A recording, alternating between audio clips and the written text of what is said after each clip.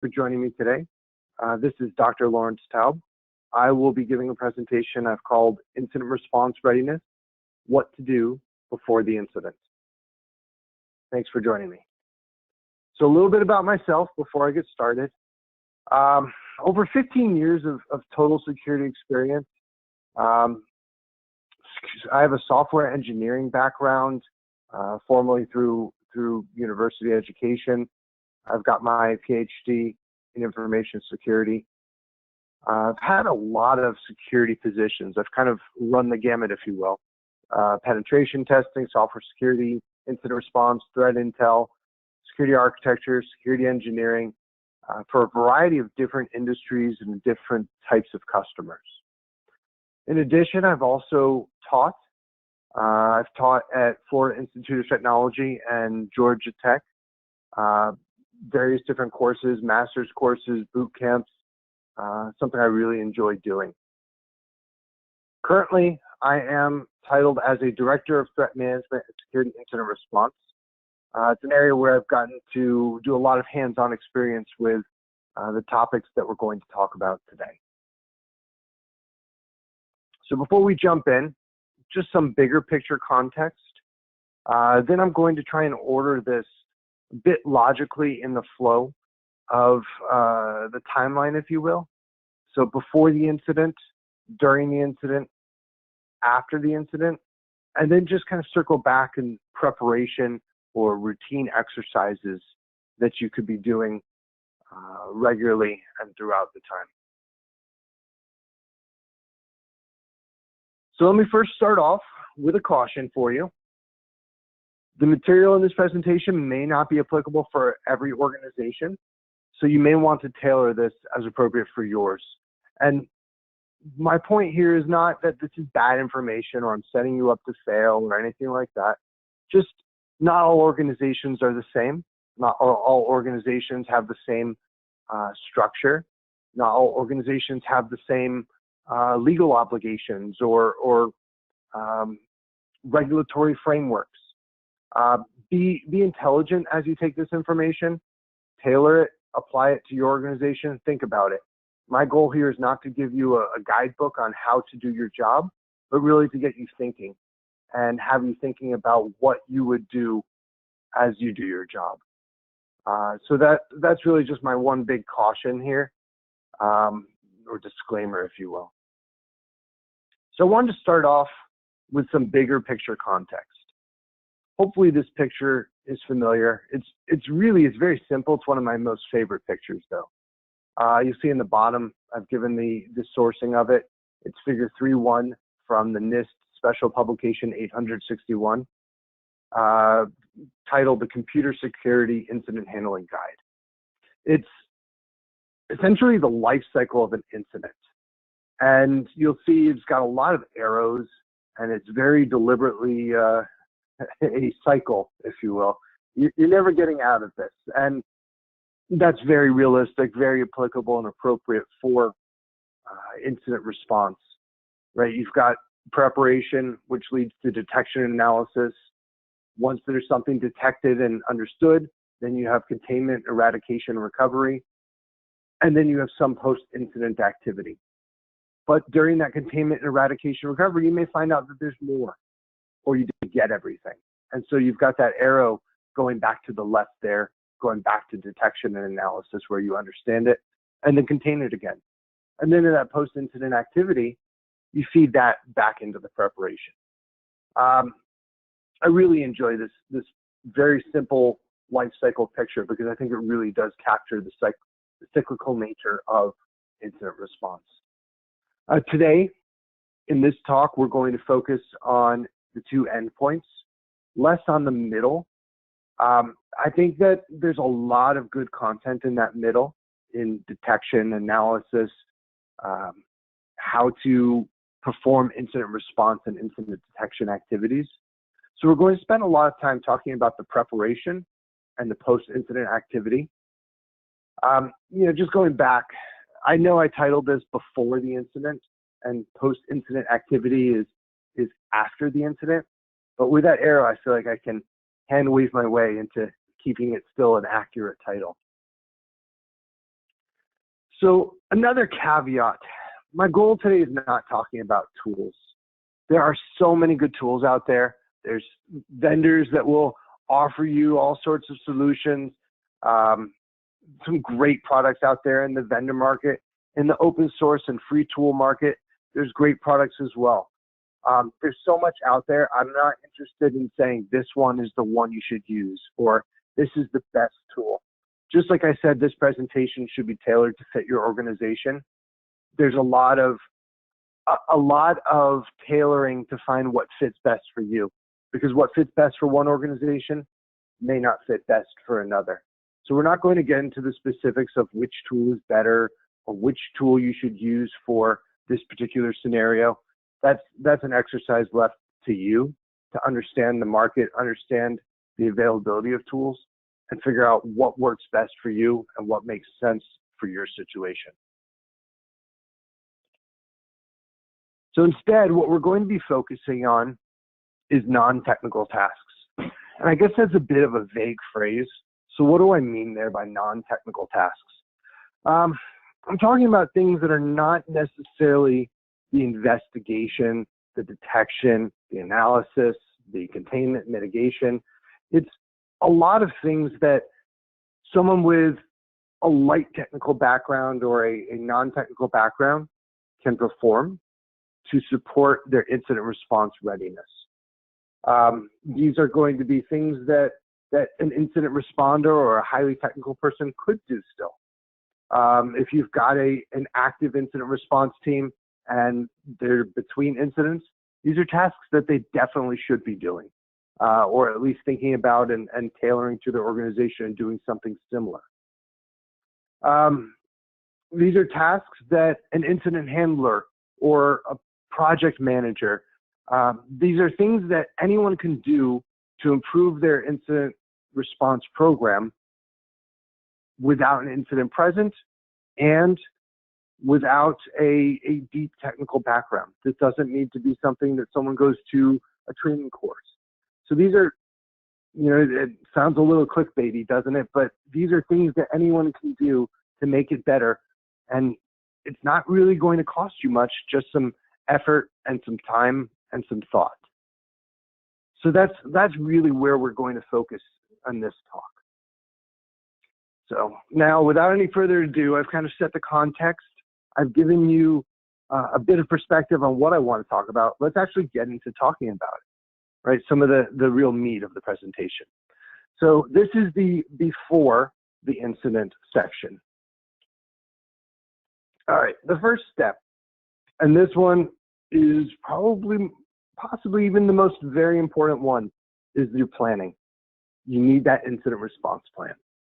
So that incident response plan should be something that your organization has created, reviewed, accepted, and adopted.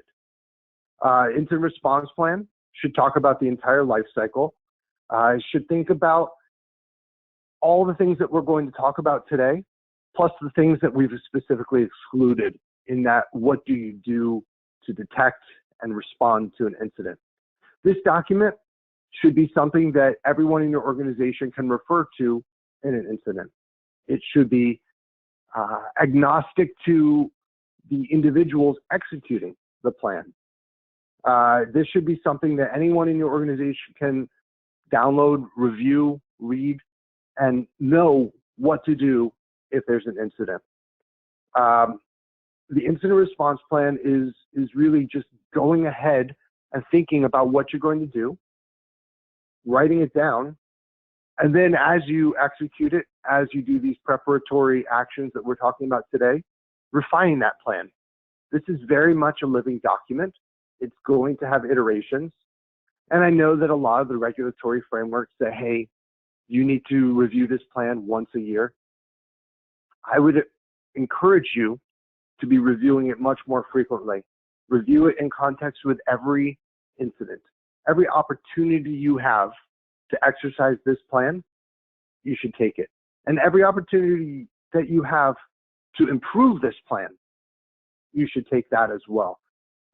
It's really your most critical part of being prepared for an incident. Without that plan, there's a lot of pieces that are missing. And some of those we'll talk about today.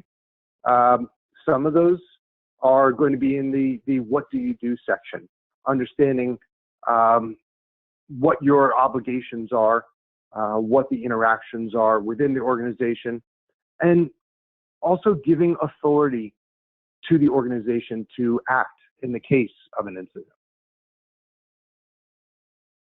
So I am going to expect that everyone would have that incident response plan. So a lot of what we talk about in the rest of this talk is going to make that assumption.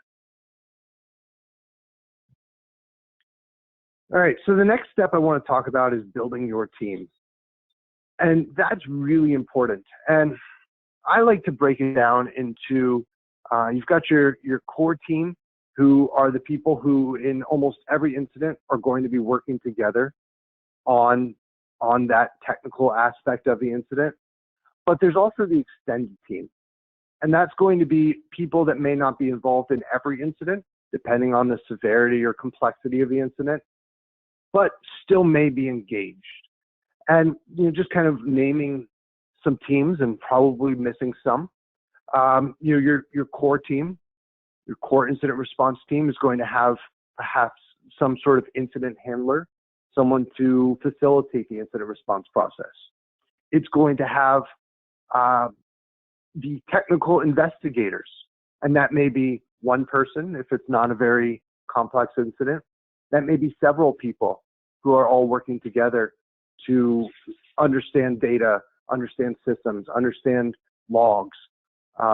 You can quickly find yourself in a scenario where the log data is overwhelming and you need to essentially stand up a full team of people to analyze various different systems and various different logs. So knowing how that authority flows within the incident response team, understanding that, hey, we have a higher tier person who is going to direct the lower tier staff to perform specific actions and hold them accountable. You may have outside technical resources that may be third parties that you've contracted. So an incident response firm that you have either on retainer or on demand in some form that you bring in, and you need their support to complete the investigation. You may have outside teams within your organization. For example, you may need an application development team, or you may need a network engineering team to support you. You may need architecture teams to help you understand something about what's going on or how it was built within your organization.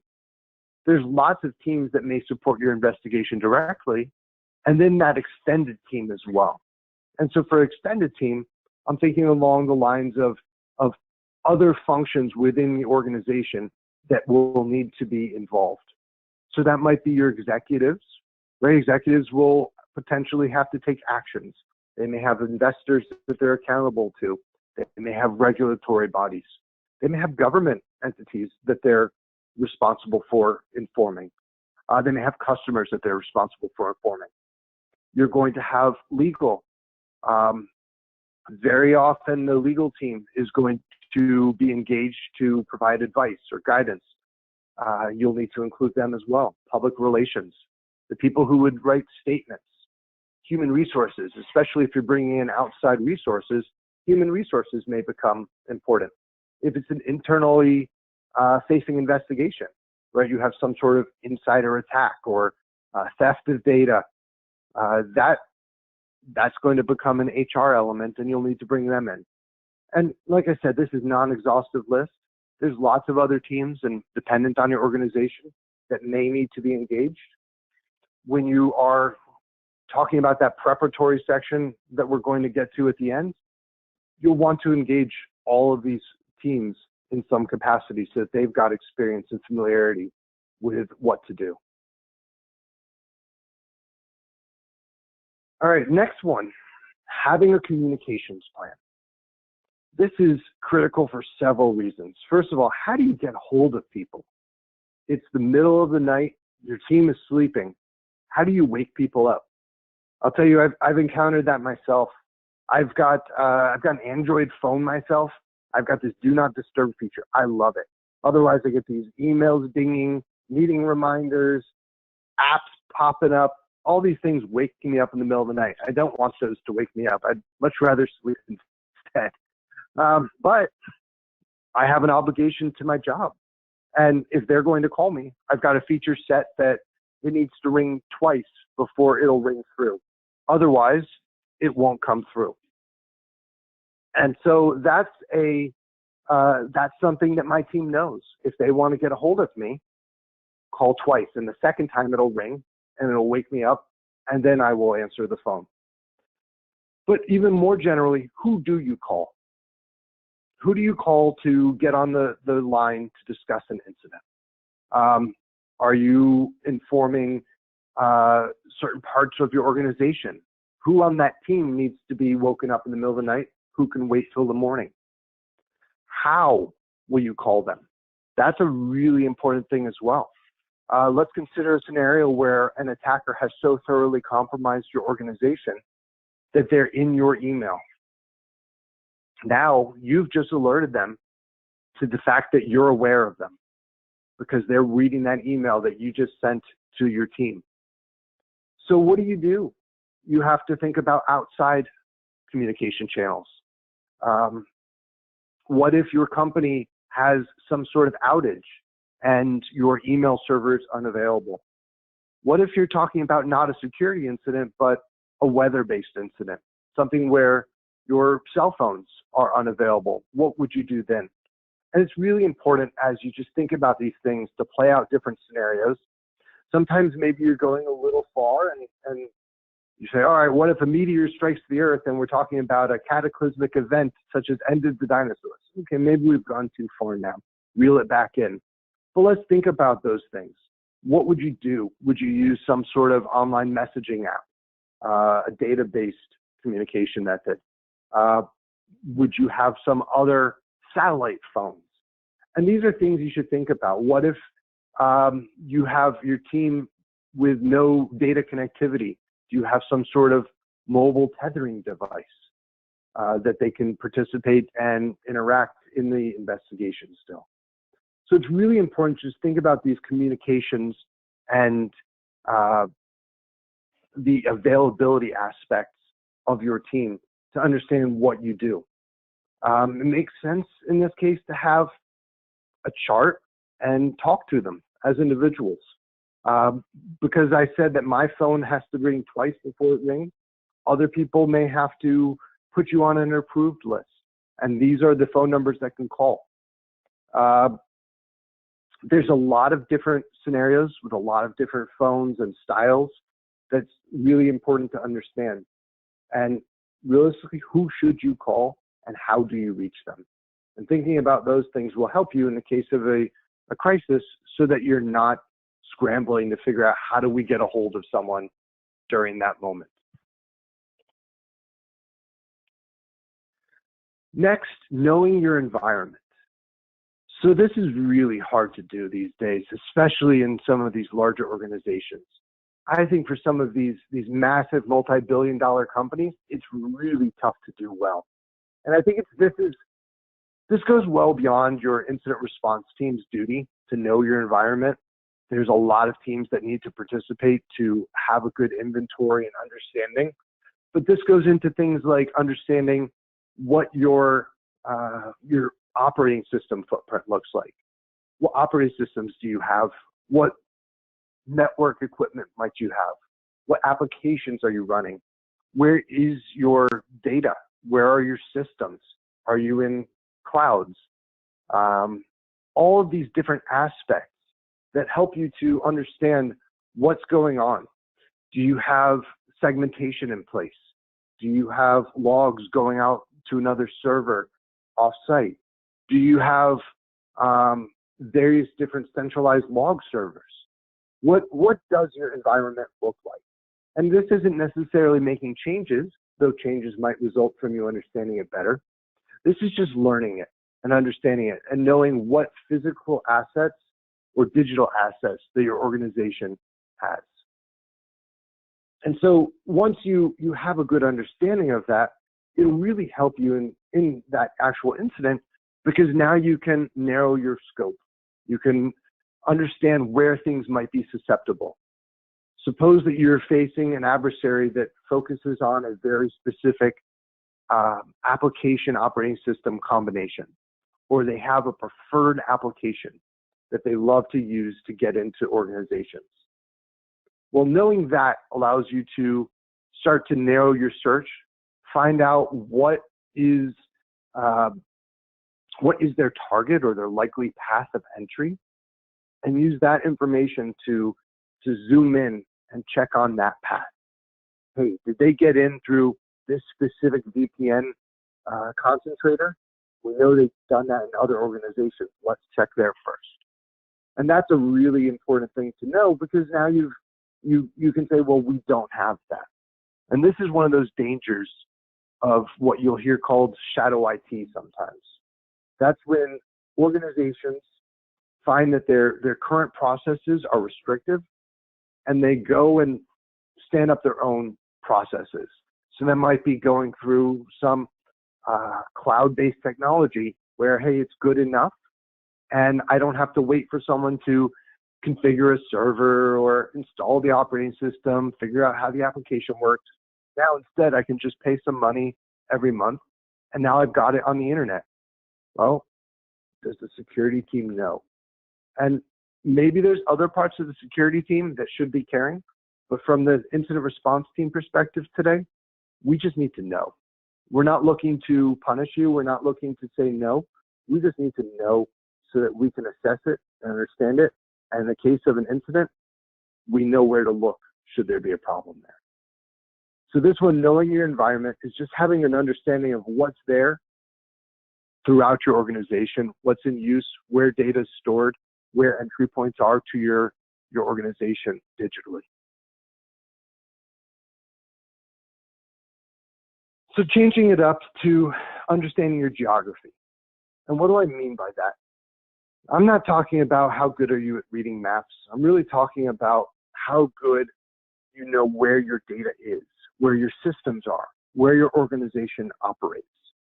This is really relevant if you look at GDPR, right? All of a sudden, everyone needs to be looking at Europe. Do I have any Europeans affected by this incident? Do I have any European citizen data affected by this? And those questions can rapidly change your timeline, because now you've got a shorter timeline to understand. You've got very specific regulatory requirements on what you do with any of that data. And there's other countries, other states throughout the world who have similar or relevant regulations like that affecting data that need to be understood. You'll find that certain geographies will have some complexities in interacting with them, whether it's just time zone challenges, communication challenges, or just the government is engaged more heavily. After an incident, when you're interacting with a government, they may ask different questions. They may want to make an example out of you. Knowing that this is where your company operates will help you to vet your incident in the context of location, which is a very relevant thing to understanding what to do and how to do it, and what information might need to be stored for later as you're working through that incident. All right, and then I know I said I'm not going to talk about tools. I'm not going to talk about very specific vendors, but I do want to talk a little bit about tools, because I think it's a really important piece of being ready for an incident. And really what I want to say here is making sure that you have the right tools. So it's not what tools do you need. I'm not going to spend time on that. Like I've said, I think that's a really well explored area. And you can find plenty of consultants to tell you and tell you what to do. And they'll do probably a better job than I would. But it's important that you think through your life cycle of an incident and what tools do you need. So do you need ticketing? Do you need a log collection system? Do you need a storage platform? What do you need for your incident response team to be successful? How will you communicate with tasks to another team? Is that through your ticketing system? Is that through email? Is that through some other mechanism that you've got in place? Understanding how you're going to retain data. If you're dealing with a bad incident where you've got system images from throughout the company, suddenly you're talking about terabytes of data potentially. Where are you going to store all of this data? Do you have some other cloud that you're going to stick it in? Let's call it an incident response cloud. Do you have offline storage? What do you need to be successful? And that's as you work through an incident, understanding. You may find as you go through an incident that you end up buying something, whether that's hardware, right? Some big storage drives that you need to use to copy data, or small thumb drives that you can stick in the mail and ship around easily. That might be software in the cloud to provide you with some sort of capability that you find you're lacking. And as you understand your incident response plan and you understand your method of working through incident response, it's understanding what tools you need. So it's really important that you've got a good sense of what you're going to do and how you're going to do it, and that you have the right tools to support you as you do it. This one is something that I've found to be real important, talking to your lawyers. So every organization either has lawyers employed or lawyers that they have outside that they work with. Talk to them before the incident. Understand what they want you to do. Are there certain markings that you should do on your data? Are there certain ways you should engage them? Are there certain communication methods you should use? Are there communication methods you should not use? The lawyers are going to think about things very differently from the technical staff. And that insight is really important to the business. And they're going to advise you, they're going to advise the business on what's best for the business. So I'm not a lawyer. I'm not going to speak on behalf of them, but I am going to advocate that everybody talk to their lawyers. They're really important to incident response, and understanding them ahead of time, building that relationship is really critical. All right, so during the incident, I've got this funny picture of a guy whose head is on fire, right? Hopefully that's not the case. Hopefully you guys have all listened to this presentation, thought about it. You've all done the preparation. Like I said, we're not going to spend a lot of time on this during the incident. We're really focusing on that before and after. So jumping ahead to the after and looking at what you do after an incident. So after an incident, you should hold a postmortem. This is a meeting where you get together after everyone's settled down, everyone's congratulated. Maybe you've had a time to breathe. You've gotten a little bit of relaxation. You've got a little bit of time to build some perspective and look back on the events that took place. Now it's time to talk about it. Understand what happened, what could happen better. And one thing that I hold as a very important rule for the postmortem is not to be assigning blame. We're not looking to punish somebody. We're not looking to point fingers. We're looking at it from a perspective of how can we do this better next time? If this happened again, what would we do differently? Would we need a different tool? Would we need a better communications channel to reach someone? Should we have escalated sooner? Would we want to have multiple parallel paths of people working on the same incident so that they can work on different tasks? There's a lot of different things that come out of this. And a lot of those tasks or discussion points in the postmortem are going to feed back into your incident response plan or the other preparatory activities we discussed earlier, and they're going to lead to additional preparation work. And that's great, because now you've got the momentum of an incident, the fresh pain of suffering from that incident, and you use that as motivation to be better next time. Maybe you didn't know your environment fully. You found out that one of your teams had gone out and stuck data into a cloud that they paid for out of a separate budget, and all of a sudden, this is now in scope for your incident response team. What else is out there? What else do you need to understand your environment? And that's a very good potential action to come out of a postmortem. It might be that, hey, we need to get our contact sheet updated. Hopefully you're updating that as you go and your communications plan is always up to speed. But if not, hey, now you know, and you can spend that time to improve and get it better. So that postmortem, I think of it as a brainstorming session. And a lot of those brainstorming rules that you may have heard in the past, any idea is good. Feel free to build off of other people's ideas. It's more about getting it out there and discussing it than it is about trying to get the best ideas. Because over time, you'll iterate, you'll look at it, you'll think about it, and you will get to the best ideas. But it's important to get those opinions out there and understand where there are opportunities for improvement.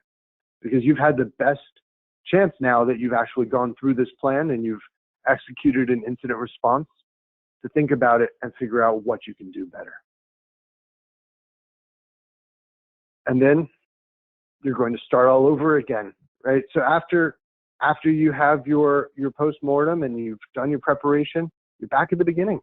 And so that cycle we looked at from the NIST diagram, this is a never-ending cycle, right? We're never going to have the perfect incident response plan. We're never going to have the perfect preparation. We're going to get close, and then something's going to change. And it may not be our fault. It may not be even something we have control over. And it's very dynamic. And we're not going to stop the company from changing as incident responders. That's not our prerogative. We are going to adapt. We're going to understand what's happening. And we're going to make sure that we are keeping up with the organization to the best that we can. And that's really important to understand and think about it from that perspective. It's never our place to stop the innovation or to slow the progress of an organization. It's going to be our obligation to ensure that everything continues moving forward. And we are supporting it to the best that we can with the knowledge that we have, or getting the knowledge that we need to do so. So moving on to the last topic in our agenda, the preparation. So what do we do to ensure that we are actually ready to do this? And I like to think of this like an athlete who is preparing for a competition. Right now in the United States, we have the March Madness basketball tournament going on. My favorite time of the year, I love basketball. So these guys, these athletes, they're training, they're practicing. But they don't just walk out there and say, I'm going to shoot a free throw, I'm going to shoot a three-pointer, and because they want to, they do so. They don't just become high caliber athletes by saying so. They have to practice. And they spend hours every week practicing, hours every day practicing. And do we put that level of effort and time into making sure that we are successful for incident response? Sort of a rhetoric question, but it's an interesting way to think about it. Are we trying to be the championship level athletes that we should be? And so here's some ways in which you can prepare to do these activities. So the first one is tabletop exercises. That's going to be a little bit more conversational. So taking these topics that we've talked about today and taking those to your group, whether that's your core incident response team, your extended incident response team, perhaps a new acquisition into your organization or a merger of your organization, and extending it and discussing it, and using this opportunity to conversationally understand and think about what you might do. And that might be a scenario like, hey, what if our lead investigator is on a flight over the middle of the Atlantic with no communications connectivity at that time? Who would lead the investigation then? What if an attacker has compromised our primary revenue generating application. What would we do then? Would we immediately take it offline? Or would we need to keep it online because the company would be out of business without this application functioning? And asking these hard questions, coming up with scenarios, using scenarios that are in the news. There's plenty of stories going on throughout the news about breaches in organizations. How would you handle that if it were affecting your organization?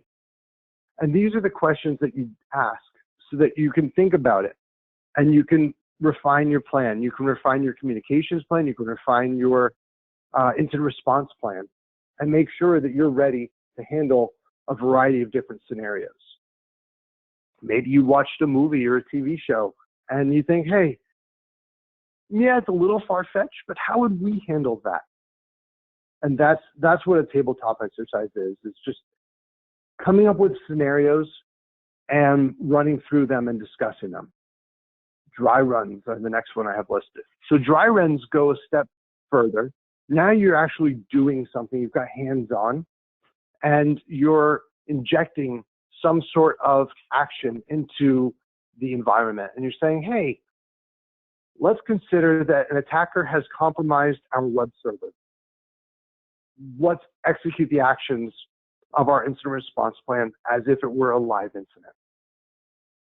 Obviously, there's some cautions that you take with this and the next few, right? You don't want to actually take down operations.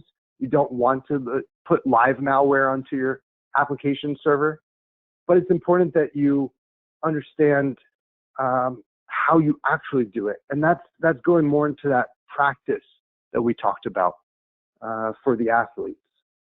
So you practice and you attempt to do these scenarios for the team, especially for your more junior analysts on the team. They're going to be in need of that experience. So giving them the hands-on, whether it's an old incident that you're replaying in some form, or something new that you've come up with that you want them to try out. The next two topics, there's a bit of a gray area between them. There's red, blue teams and purple teams. Obviously, red and blue make purple, and that's how you've got these similarities in names. Red being the attackers, blue being the defenders, purple being a hybrid. And these give you the opportunity to have teams working against each other. If your organization has penetration testers and incident detectors or incident responders, you can use that as a red team and a blue team respectively. And the red team can attempt to detect if or make an attack and detect if the incident responders detect it. How would they handle it? How would they expel them? A lot of organizations like to use a regular penetration test in this method. And the penetration test is unannounced to the team, and they will see if the team can detect it and how do they handle it. And it's a great opportunity to have a controlled dry run where you've got someone who is experienced at penetration testing, who is deliberately not trying to harm the company, but doing the actions of an attacker. And these are things that should trigger your internal tools and create alarms and create a sense of urgency and cause your team to react in a way that they would for a real attacker. So I know a lot of organizations want to make sure everyone knows that this week there's going to be a penetration test. Think about not doing that. Think about having the incident response team react appropriately, using it as a test for them. Purple teams is a variation where you've got a little bit more closeness, and the red team is working with the blue team, and there's kind of a blend between the organization. So it's very similar, just a little bit more conversational and informed during the actions. There's a new one that I'm not as familiar with, so I'm not going to try to speak authoritatively about it, but I've been hearing about it, and I'm really intrigued and interested. Some of you may know more about this, and I'd love to hear more myself. Cyber ranges.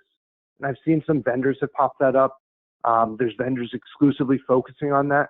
My understanding is it's almost like a virtual reality for incident response. They've stood up some sort of non-critical environment, maybe virtual environment, cloud-based, I'm not quite sure, and you get the opportunity to bring your team in, they can go in there and practice incident response with real malware, perhaps even active adversaries, and try to defend and react to it. So I see that as a great thing. I haven't had the experience to play with it, but it's a great way to put the team to the test. And frankly, I would see that as a really fun team building activity too. You know, I know some team building activities like escape rooms, right? Everyone has to work together to get out of the room. Hey, everyone has to work together to defeat the incident, overcome it. I see that could be a pretty fun team outing. So yeah, I think these preparatory activities are really important for everything that you've thought about and talked about today. How do you get good at it? How do you practice it without an incident every moment? And I think that's really what you have to be doing is that practice to become that top tier athlete that we talked about. That's what you need to do to be a top tier responder. So hopefully your organization doesn't have severe incidents constantly that you're worried about. It's going to be taking those opportunities to learn and practice and rehearse. So that brings me to the end of my prepared notes today. So I'd like to open it up if there's any questions from the audience, anything you want to talk about some more, or anything that you think I missed that you'd like to bring up for the rest of the audience. Thank you.